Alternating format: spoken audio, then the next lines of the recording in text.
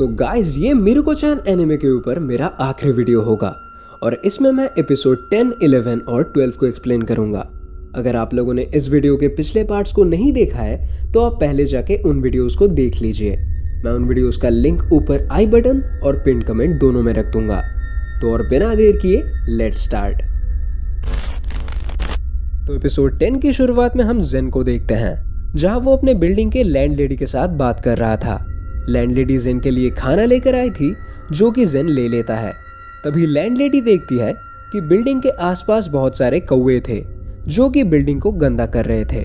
Landlady कहती है कि ये सब इसीलिए हो रहा है क्योंकि उनके एरिया के कैट्स गायब हो रहे हैं।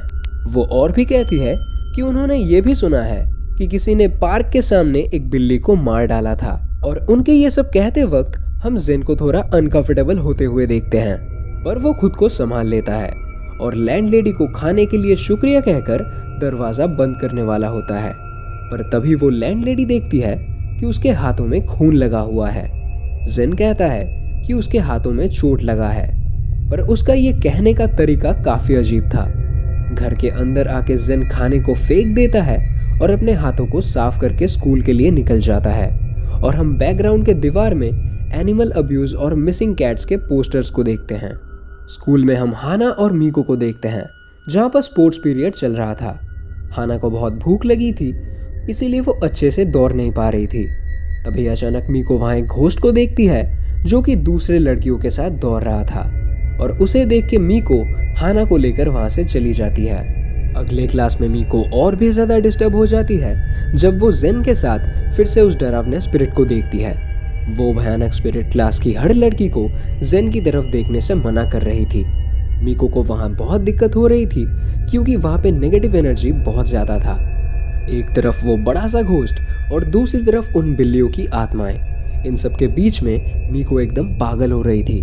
पर तभी अचानक भूख की वजह से हाना की तबीयत बिगड़ जाती है और मीको उसे लेके नर्स के ऑफिस चली जाती है।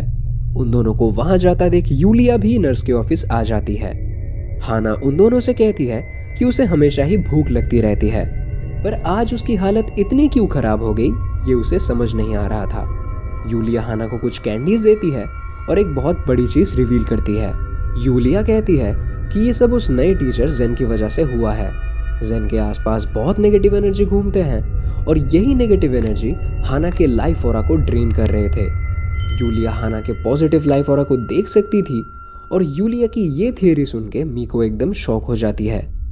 मीको को अब समझ आता है कि जितना बड़ा और ताकतवर एक स्पिरिट होगा, हाना की लाइफ ऑरा भी उतनी ड्रेन होगी। तभी यूलिया को याद आता है कि हाना को इन सब के बारे में कुछ नहीं पता और गलती से उसने ये सब बात हाना के सामने कर दिया है। ये सब सुन के मीको एकदम गहरे सोच में थी और यूलिया को लगता है कि मीको उस पर गुस्सा है और कहीं वो फिर से उसे चोक ना कर दे, इसीलिए वो वहां से भाग जाती है। स्कूल के बाद मीको हाना को लेकर एक पार्क में जाती है, जहां पर बहुत सारे लोग और बच्चे थे और कुछ आत्माएं भी थे। मीको वहां बैठकर हाना के हालत के बारे में सोच रही थी और उसे हाना के लिए बहुत चिंता हो रहा था।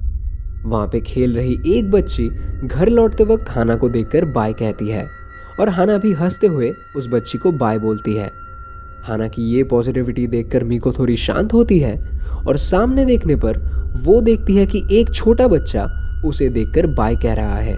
मीको भी उसे देखकर बाय कहती है, पर तभी उसके आंखों के सामने वो बच्चा एक घोस्ट में बदल जाता है और ये देख के मीको शॉक हो जाती है और वो घोस्ट जान जाता है कि मीको उसे देख सकती है। इसके बाद वो मीको पर हमला कर देता है, पर फिर से वहां श्राइन के स्पिरिट्स आ जाते हैं और उस घोस्ट पर हमला कर देते हैं। इस लड़ाई में श्राइन का एक स्पिरिट मारा जाता है, पर आखिर में उस घोस्ट को श्राइन का दूसरा स्पिरिट मार देता है। जाने से पहले श्राइन का स्पिरिट मीको को अपने 2 उंगली दिखाता है और गायब हो जाता है। इस वाकये से मीको कंफर्म हो जाती है कि उस श्राइन गॉड ने अपने स्पिरिट्स को मीको को 3 बार बचाने के लिए कहा था और उन स्पिरिट्स ने मीको को ऑलरेडी 2 बार बचा लिया है और अब वो स्पिरिट्स बस एक बार मीको की मदद करेगी। ये सोच के मीको डर जाती है और एपिसोड 10 यहीं पे एंड होता है। एपिसोड 11 की शुरुआत में हम जेन के बचपन को देखते हैं, जहां हम देखते हैं कि उसकी माँ मेंटली अनस्टेबल थी और काफी अब्यूजिव भी थी। जेन की माँ जेन को एग्जाम में 100 में से 98 मार्क्स लाने के बाद भी अब्यूज करती है, जो कि एक बच्चे के लिए काफी ट्रॉमेटाइजिंग था। वो जेन को एक दूसरे बच्चे के बर्थडे पार्टी में भी जाने नहीं देती, क्योंकि उन्हें लगता है कि इससे जेन उनके पास कभी वापस नहीं आएगा। इन सब से डिस्टर्ब होकर जेन एक पार्क में आके अपने उस गिफ्ट को तोड़ देता है, जो कि उसने उस बर्थडे पार्टी के लिए लाया था। तभी वहां पे एक बिल्ली आती है और जेन उसे देखने लगता है। तभी सीन प्रेजेंट में शिफ्ट होता है और हम जेन को क्लासरूम में गर्ल्स को पढ़ाते हुए देखते हैं। जेन के प्रेजेंस से हाना को कॉन्स्टेंटली भूख लगते जा रही थी और हाना की हालत को देख के मीको को अब उसके लिए चिंता होने लगता है। स्कूल के छुट्टी के बाद मीको जेन का पीछा करने लगती है, क्योंकि उसे जानना था कि जेन ऐसा क्या करता है जिससे उसके आसपास इतने सारे घोस्ट रहते हैं। मीको का प्लान ये था कि अगर उसने जेन को कोई भी अनयूजुअल हरकत करते हुए देखा तो वो पुलिस को कॉल लगा देगी और शायद इससे स्कूल वाले भी जेन को काम से निकाल देंगे। थोड़ा दूर आने के बाद मीको जेन को एक गली में जाते हुए देखती है। उसके पीछे आने पे वो देखती है जेन एक बिल्ली के सामने खड़ा है। जेन जैसे ही उस बिल्ली की तरफ अपना हाथ बढ़ाता है, मीको चिल्लाकर उसे रुकने के लिए कहती है। मीको को अब यकीन हो गया था कि जेन इन बिल्लियों को मार देता है और इसीलिए उसके आसपास इतनी सारी बिल्लियों की आत्माएं घूमती है। उसे देख के जेन रुक जाता है और तभी वो बड़ी सी आत्मा भी बाहर निकल आती है, जो कि जेन के साथ रहती है। उस आत्मा को देख के मीको डर से कांपने लगती है और वो आत्मा मीको को जेन को देखने से मना करती है। तभी वो बिल्ली भी मीको के पास आ जाती है और ये देख के जेन मीको को अब उस बिल्ली को वापस देने के लिए कहता है। मीको उस बिल्ली को उठा के वहां से भागने लगती है और वहां से भाग के काफी दूर आ जाती है, पर हड़बड़ी में मीको एक सीढ़ी से टकराकर गिर जाती है। पर जैसे ही वो पीछे मुड़ती है, देखती है कि जेन वहीं पे खड़ा है। इतने में वो बिल्ली मीको के हाथ से छूट के एक कार के सामने आ जाती है एंड फॉर अ सरप्राइज उस बिल्ली को बचाने के लिए जेन कार के सामने आ जाता है, जिससे वो बिल्ली तो बच जाती है पर जेन का एक्सीडेंट हो जाता है। सीन फिर से शिफ्ट होता है जेन के बचपन में, जहां वो उस बिल्ली को देख रहा था। पर सरप्राइजिंगली इतना टॉर्चर सहने के बाद भी जेन उस बिल्ली को अडॉप्ट कर लेता है और अपने घर ले आता है। जेन उसे अपने माँ से छुपा कर रखता है, क्योंकि जेन की माँ ऐसी किसी भी चीज़ को सहन नहीं कर पाती थी जिसकी तरफ जेन का थोड़ा सा भी ध्यान जाता। जेन स्कूल से लौटने के बाद पूरा समय उस बिल्ली के साथ खेलता और उसके माँ के आने से पहले उस बिल्ली को छुपा देता। एक दिन ऐसे ही स्कूल से लौटने के बाद जेन जब उस बिल्ली को देखने जाता है, वो देखता है कि वहाँ पे वो बिल्ली नहीं है और साथ ही में वहाँ पर काफ़ी सारा खून भी गिरा हुआ है। तभी पीछे से जेन की माँ आती है और कहती है कि उन्होंने उस बिल्ली को मार दिया है और अगर उसने आगे से ऐसा कुछ भी किया तो उसके लिए बहुत बुरा होगा। ये सब देख के जेन रोने लगता है और सीन वापस प्रेजेंट में शिफ्ट होता है।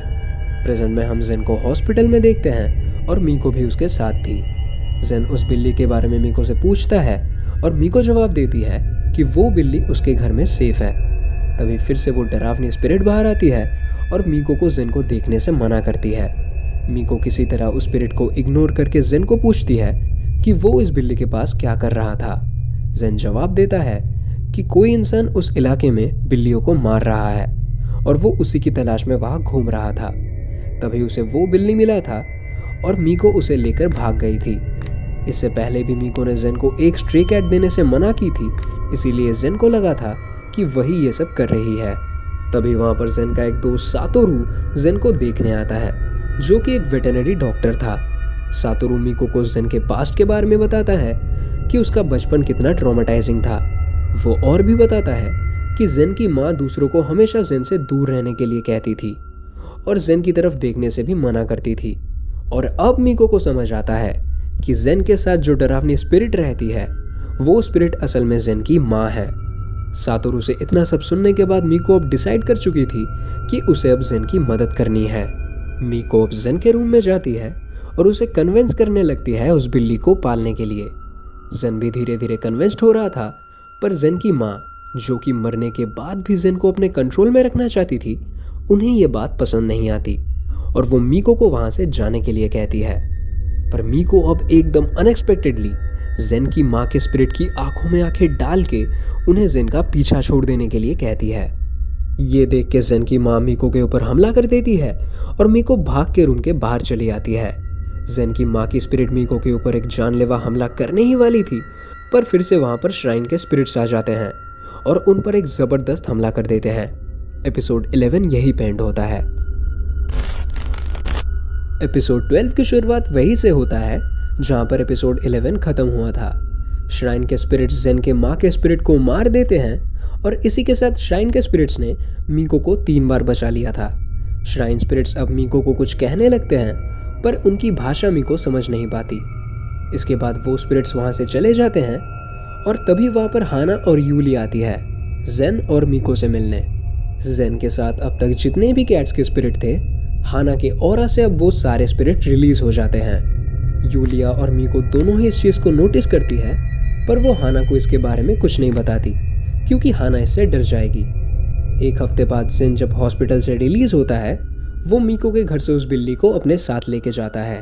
इसके बाद हम कुछ रैंडम सीन्स को देखते हैं जो कि उतने इम्पोर्टेंट नहीं है, पर एक सीन में हम गॉड मदर को देखते हैं जो कि अपने गांव में थी और उनके पास एक लेटर आता है जिसमें मीको और हाना का एक फोटो होता है और ये फोटो वही फोटो था जो कि हाना ने उस श्राइन में खींचा था। मीको और हाना का फेस कवर्ड था, पर गॉड मदर फोटो से ही उनके ऑरा को सेंस कर लेती है और समझ जाती है कि वो दोनों कौन है। एक दूसरे सीन में हम जेन को उस किलर को भी पकड़ते हुए देखते हैं जो कि मासूम बिल्लियों को मार रहा था। जेन उसे इलेक्ट्रिक शॉक देके बेहोश कर देता है और उसके अगले सीन में हम 2 पुलिस ऑफिसर को उसी किलर का एक मिसिंग पोस्टर लगाते हुए देखते हैं। इसके बाद हम हाना और मीको को क्लास से बाहर निकलते हुए देखते हैं, पर तभी अचानक मीको एक बेल के आवाज को सुनती है और इसे सुनने के बाद उसे याद आता है कि श्राइन गॉड ने उसे 3 बार खतरे से बचाया है, पर बदले में उसने उन्हें कुछ ऑफरिंग नहीं दिया। इसीलिए स्कूल के बाद मीको उस श्राइन में गॉड्स को शुक्रिया कहने जाती है।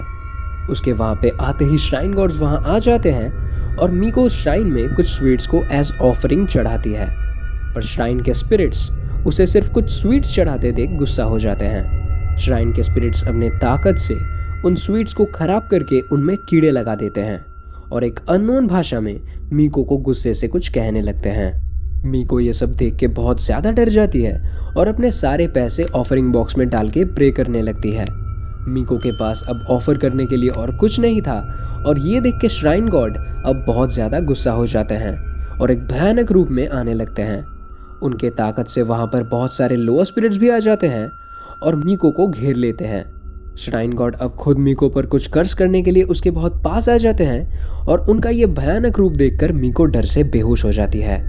मीको की जब आँख खुलती है तो वो खुद को बेड पे पाती है और कियोसुके आके उसे ब्रेकफास्ट के लिए बुलाता है। मीको अब भी आत्मा को देख पा रही थी, पर इन्हें इग्नोर करना अब उसके लिए आसान हो गया था। स्कूल में वो हाना और यूलिया से मिलती है और काफ़ी रिलीफ फील करती है, पर स्कूल से लौटते वक्त हम उसके पीछे श्राइन गॉड्स को देखते हैं जो कि गुस्से से उसे देख रहे थे। एपिसोड 12 यही पे एंड होता है। तो गाइस, यही था मिरुको-चैन सीजन 1 की कहानी। आप लोगों ने इस सीरीज के वीडियोस में मुझे बहुत सपोर्ट दिखाया है और उसके लिए बहुत बहुत शुक्रिया। जब भी इसका सीजन 2 आएगा तो मैं उसे ज़रूर अपने चैनल में एक्सप्लेन करूंगा। इसी के साथ अगर आपको ये वीडियो अच्छा लगा है तो वीडियो को लाइक करके प्लीज़ चैनल को सब्सक्राइब कर दीजिए, शेयर कर दीजिए अपने दोस्तों के साथ और मैं मिलता हूँ आपसे अगले वीडियो में। बाय।